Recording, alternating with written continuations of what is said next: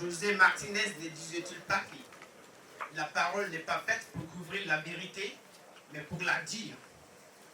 Alors, devant vous aujourd'hui, je ne parlerai ni pour plaire ni pour impressionner, mais pour défendre une vérité. La vérité d'un peuple qui souffre, la vérité d'un Mali qui cherche encore la paix. Excellences, mesdames et messieurs, le ministre et ambassadeur ici présent, estimés représentants de l'UNICEF, de l'OMS et de l'UNESCO, honorables chers invités, à vos rangs, titres et qualités, tout protocole observé, c'est avec respect et fierté que je vous adresse mes salutations les plus sincères. Avec votre permission, permettez-moi d'enlever les rideaux qui cachent encore mon identité. À l'état civil, je réponds au nom de Nouhoum Fofana, élève assidu en classe de 8e année.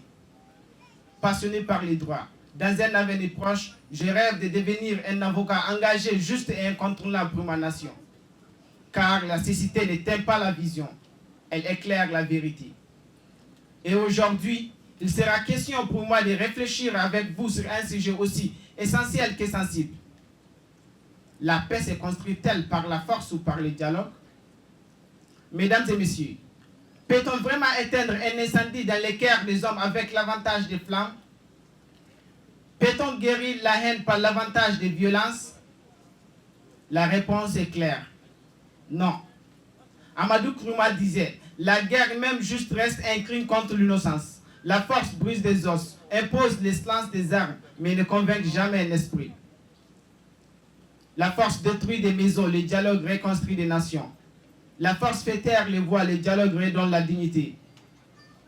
La force laisse des cicatrices, le dialogue, lui, laisse des solutions. Un proverbe africain nous rappelle, celui qui a été mordu par un serpent a peur d'un simple morceau de corde. La force ne fait que semer la paix. Et là où règne la paix ne peut pas s'installer. Elle n'est qu'une trêve avant la prochaine tempête. Mesdames et messieurs, le dialogue est l'âme des faibles ou celle des courageux? Léopold Sédar Senghor nous répond. Le dialogue est l'âme des forts. Oui, il faut plus de bravoure pour écouter son ennemi que pour tirer sur lui. Regardons notre propre histoire. Dans la charte demandée, en 1235, nos ancêtres n'ont pas choisi de faire pour s'unir. Ils ont choisi le dialogue. Ils ont choisi les verbes. Et ces verbes ont bâti un empire. Alors, quel verdict nous devons rendre devant l'histoire? Le dialogue est l'architecte du futur. La force n'est que le démolisseur du présent. Notre terre a trop entendu le bruit des armes. Nos mères ont trop pleuré. Il est temps que les enfants du Mali apprennent le bruit le plus puissant du monde, celui de la paix. Mesdames et messieurs, je ne vois peut-être pas vos visages, mais j'entends la sorte de justice de mon pays. Dans nos classes ici à l'INAM, nous lisons à voix haute même quand les courants coupent. Parce qu'on a compris une chose, on peut éteindre une lampe, mais jamais une voix qui veut apprendre. Mon verdict est sans appel. Si vous voulez une paix de cimetière, choisissez la force. Mais si vous voulez une paix vivante, durable et humaine, choisissez le dialogue.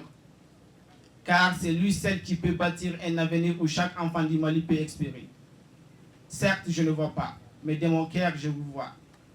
Vive la paix, vive l'Afrique et vive l'Afrique unie, debout et réconciliée. Je vous remercie.